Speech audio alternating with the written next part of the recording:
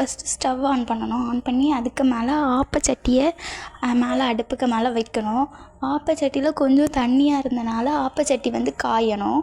நல்லா காஞ்ச பிறகு காயவும் பார்க்கணும். நல்லா காஞ்ச பிறகு மாவுக்கு நல்லா கலக்கிக்கணும். நல்லா காயும். டைம் கொஞ்சம் 5 மினிட்ஸ் ஆகும் காயறதுக்கு. காயிற வரைக்கும் நம்ம வெயிட் பண்ணணும்.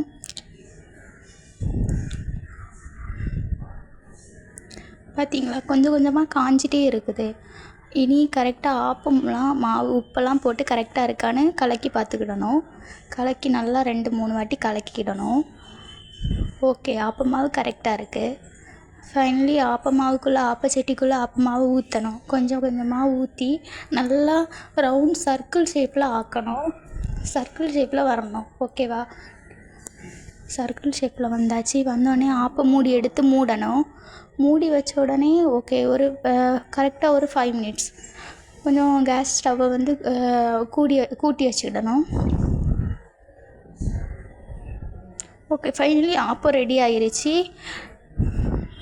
கரிஞ்சிருக்கு, கொஞ்சம் சூப்பராக இருக்கும். எங்கள் வீட்டில் உள்ள ஆப்பம் ரெடி. சப்ஸ்கிரைப் பண்ணுங்கள், கமெண்ட் பண்ணுங்கள், லைக் பண்ணுங்கள்.